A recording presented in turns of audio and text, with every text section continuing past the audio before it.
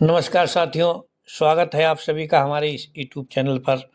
आज बिहार चुनाव के मद्देनज़र हम आपसे बात कर रहे हैं बिहार की उन 21 प्रभावशाली जातियों की जो हर बार सरकार बनाती हैं या बिगाड़ती हैं, या हम कहें कि इनके ऊपर टिका होती है बिहार का चुनाव, बिहार का लोकतंत्र। तो आइए, सबसे पहले हम इस वीडियो में बात कर रहे हैं उन 21 जातियों की। इसके बाद में वीडियो के अंत में हम आपको एक नज़र में वो धर्म भी बताएंगे जो बिहार की राजनीति को प्रभावित करते हैं। लेकिन सबसे पहले बिहार की 21 जातियां जो कि प्रभावशाली हैं। ये आंकड़ा जो हम आपके सामने पेश कर रहे हैं, ये 2023 की जनगणना पर आधारित है। हालांकि अगर हम ये आंकड़ा 2011 की जनगणना के आधार पर देखें तो ये लगभग 2.5 करोड़ अधिक है। तो इस प्रकार से हम दोनों जनगणना को जब मिला लेते हैं, उसके बाद में हमारे पास जो वोटर बन रहा है, जो बिहार की कुल आबादी है, वो 13 करोड़ और 7,25,310 है। ये कितने भागों में बटा है, आखिर इन 21 जातियों के हाथ में क्या आता है? तो ये 21 नंबर पर जाति है, उल्टी तरफ से शुरू कर रहे हैं, 21 से 1 तक पहुंचना है और उन सभी जातियों के बारे में हमें बताना है जो बिहार के चुनाव को, बिहार की राजनीति को प्रभावित करते हैं। तो 21 नंबर पर आते हैं केवट, जिनकी संख्या 9,37,861 है। ईबीसी में आते हैं, मल्लाह समुदाय से आते हैं, ये नाव चलाते हैं और इनकी एकजुटता चुनाव में अच्छा खासा असर डालती है, अर्थात सभी पार्टियां इनको अपने पक्ष में करना चाहते हैं। यदि 20 नंबर की बात की जाए तो कुल्हिया बिरादरी एक आती है, जिनकी संख्या 12,53,781 है। ये अपनी जनगणना की, बिहार की जनगणना की 1% के लगभग हैं। ये मुस्लिम बहुल सीमांत क्षेत्र में महत्वपूर्ण है। सभी पार्टियां चाहती हैं कि ये हमारी तरफ रहे।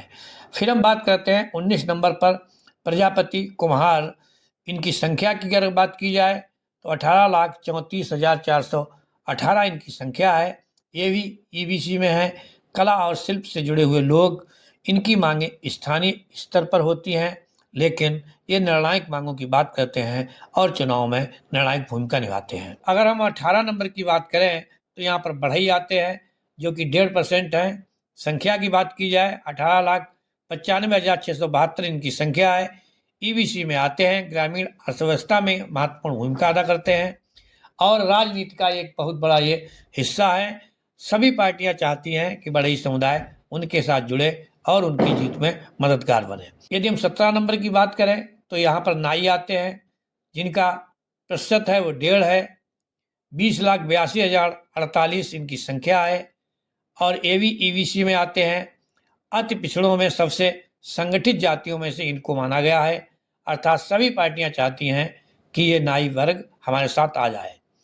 यदि हम 16 नंबर की बात करें तो यहाँ चंद्रवंशी आते हैं, जो कि कहार कमकर के नाम से भी जाने जाते हैं।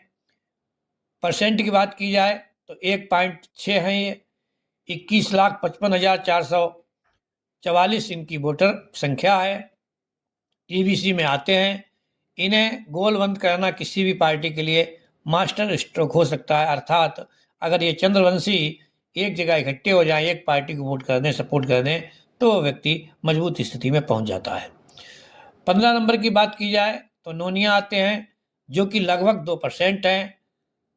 25 लाख इनकी संख्या है, ईबीसी में हैं और ये एक महत्वपूर्ण स्तंभ के रूप में माने जाते हैं, क्योंकि 24 लाख की संख्या, 25 लाख की संख्या बहुत मायने रखती है। 14 नंबर पर अगर बात की जाए तो यहाँ धानुक बिरादरी आती है, जो कि 2.25% है। 28 लाख इनकी संख्या है। इनका वोट बैंक राजनीतिक पार्टियों के लिए बहुत अहमियत रखता है, क्योंकि ये बिहार के सभी ग्रामीण अंचलों में फैले हुए हैं। ऐसा कोई भी गांव नहीं है, बस्ती नहीं है, कुनबा नहीं है जहां ये 1-2 करके ना हो। फिर हम बात करते हैं 13 नंबर पर। एक जाति है कानू। 29 लाख के लगभग इनकी आबादी है। 2.2% इनकी हिस्सेदारी है। ये व्यापारी वर्ग से संबद्ध हैं और वोट बैंक को स्थिरता प्रदान करने के लिए, अर्थात किसी भी पार्टी के बेस वोट कहलाते हैं, फिर वो पार्टी चुनाव में जीत की ओर बढ़ जाती है। इसी प्रकार देखते हैं 12 नंबर पर बनिया, जो मोदक सूदड़ी आदि इनको कहते हैं। 2.3 परसेंट इनकी आबादी है। 31 लाख के करीब इनकी संख्या है। ये भी एक व्यापारिक समूह है, पिछड़े वर्ग में आते हैं, लेकिन आर्थिक रूप से बहुत मजबूत होते हैं। इन बनियों को माना जाता है कि ये गुप्त रूप से मतदान करते हैं, लेकिन जिस पार्टी के साथ होते हैं उसकी नाव को पार लगा देते हैं। अब 11 नंबर की बात की जाए तो मल्लाह, जिनको निषाद भी कहा गया है, ये 2.5% से अधिक हैं। 35 लाख इनकी संख्या है। जल संसाधनों से जुड़े होते हैं, क्योंकि नौकायन इनका पेशा है। राजनीतिक मांग और प्रभाव इनका सीधा सीटों पर असर डालता है। बहुत ही महत्वपूर्ण भूमिका में होते हैं ये मल्लाह, और जो 11 नंबर पर आते हैं। फिर हम बात करते हैं कि आखिर 10 नंबर पर कौन आता है। तो 10 नंबर पर आती है बिहार की एक जाति तेली, जो कि व्यापारिक वर्ग है, बहुत बड़े हिस्से का प्रतिनिधित्व करते हैं। करीब इनकी संख्या जो है वो 3.25% है। आबादी की बात की जाए तो 37 लाख इनकी आबादी है। व्यापार ज़्यादा करते हैं, खेती भी करते हैं, लेकिन जिस पार्टी के साथ होते हैं उसके साथ में वफादारी भी करते हैं। फिर हम बात करते हैं भूमिहार, जो कि अगर प्रतिशत की बात की जाए तो 3.25% होते हैं। अगली जाति है, सवर्ण है, शक्तिशाली जमींदार वर्ग है, और माना यह जाता है अभी तक ये बीजेपी के मुख्य आधार वोट हैं। लेकिन इस चुनाव में क्या होता है तो यही लोग जाने। हालांकि संख्या की बात की जाए तो करीब 37 लाख इनकी आबादी है, और ये प्रमुख भूमिका निभाते हैं। यदि हम 8 नंबर की बात करें तो यहाँ पर आता है कुर्मी समुदाय, जो कि मुख्यमंत्री नीतीश कुमार की बिरादरी मानी जाती है, इनका समूह माना जाता है, इनका समुदाय माना जाता है। वैसे संख्या तो इनकी 2.8 ही है, अर्थात 3.25% लगभग हैं। वही 37-38 लाख इनकी संख्या है। लेकिन राजनीतिक रूप से इनको शक्तिशाली माना जाता है, इनको जागरूक माना जाता है, क्योंकि इनके समुदाय को बिहार की राजनीति में 30 साल तक राजनीतिक अनुभव है इनके पास में, और ये अपने आप को शक्तिशाली मानते भी हैं। यदि हम इसी घटते क्रम में पहुंचते हैं 7 नंबर पर, तो मुसहर हैं, क्योंकि अनुसूचित जाति में सबसे गरीब, सबसे वंचित समूह है। आबादी इनकी इन्हें महत्वपूर्ण बनाती है। 3% इनकी आबादी है। 40 लाख के करीब इनकी संख्या है। लेकिन अब इनमें भी जागरूकता आई है, क्योंकि जीतनराम मांझी वगैरह जो एसटी समुदाय के लोग हैं अपने राजनीतिक दल बना करके जागरूकता फैलाने का काम करते हैं। ये भी चुनाव में जिसके साथ खड़े हो जाते हैं वो मजबूत स्थिति में पहुंच जाता है। इसी क्रम में पहुंचते हैं 6 नंबर पर, तो राजपूत आते हैं। अगड़ी जातियों का सबसे बड़ा समूह है। इनकी राजनीतिक औकात भी बड़ी है, जनरल में तो है ही है ये। 4.5% इनकी आबादी है। 45 लाख करीब इनके संख्या है, और उस संख्या के दम से ये राजनीति को मोड़ने का मादा रखते हैं। सारे दल इनके पीछे लगे रहते हैं कि आखिर किसको ये सपोर्ट करें। अब इसी क्रम में आगे बढ़ते हुए पहुंचते हैं तो 5 नंबर पाते हैं ब्राह्मण, जो कि 3.6% हैं, केवल जनरल ही हैं। अगड़ी जातियों में सबसे बड़ी आबादी है। शासन और शिक्षा दोनों में इनकी बहुत महत्वपूर्ण भूमिका है, और ये लोग हमेशा अपनी पहचान बनाने के लिए उस पार्टी, उस दल या उस उम्मीदवार को पकड़ते हैं जो जीतने की स्थिति में है। अर्थात ये बिरादरी हमेशा रातों रात अपना रंग बदलती है और किसी न किसी को जिता के लाती है। 4 नंबर पर बात की जाए तो कुशवाहा समाज आता है, जो कि 4.25% आबादी वाला है। 55 लाख इनकी संख्या है।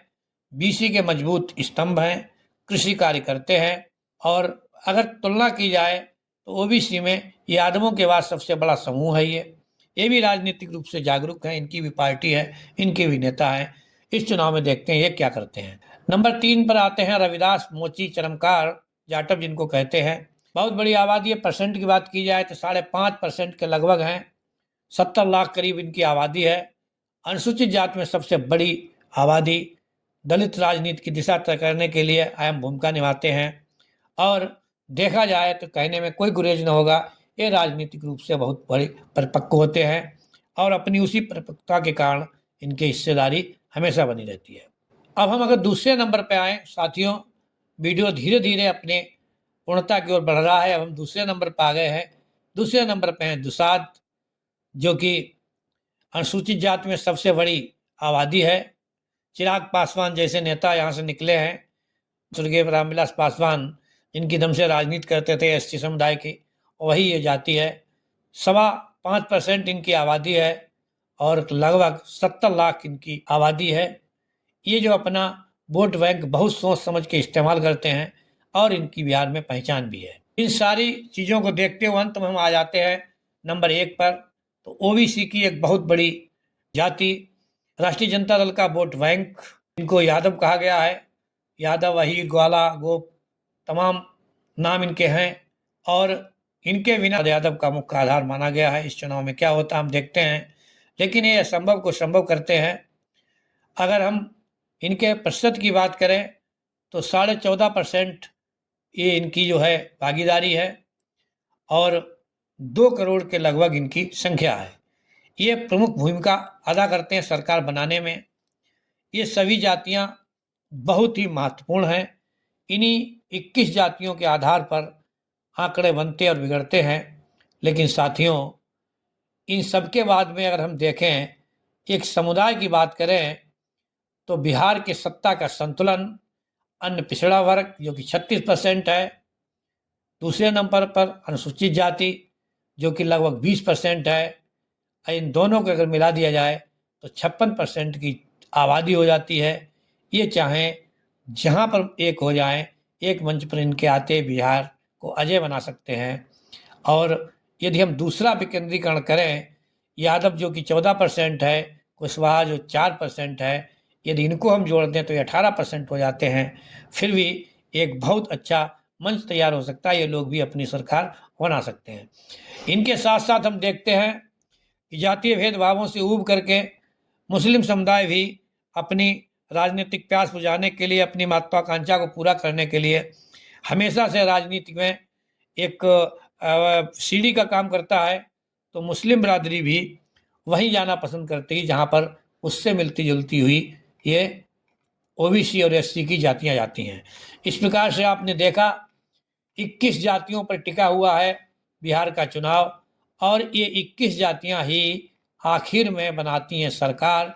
लेकिन एक नज़र, जैसा कि मैंने वादा किया था, हम आपको बताएंगे कि अगर जातियों के अलावा यदि हम धर्म की बात करें तो धर्म क्या कह रहा है। तो धर्म की बात की जाए तो बिहार में हिंदू जो है उसका क्या देखी जाए, उसका प्रतिशत देखा जाए तो हिंदू धर्म का प्रतिशत 82% है। 10 करोड़ 71 लाख लगभग आबादी है। इस्लाम अर्थात मुस्लिम 17.7% है जो कि 2 करोड़ के लगभग संख्या रखता है। ईसाई की बात की जाए तो 75,000 के करीब लोग हैं। बुद्ध की बात की जाए तो 1,11,000 हैं। सिख की बात की जाए 14,000 मात्र इनके वोटर हैं। जैन धर्म 12,000 पर है। साथियों, ये था जाति और धर्म के आधार पर बिहार की राजनीति को मजबूत बनाने वाले लोगों की सूची। जय हिंद, जय भारत। कल फिर मिलते हैं बिहार चुनाव से एक सनसनीखेज घटना के साथ। जय हिंद, जय भारत।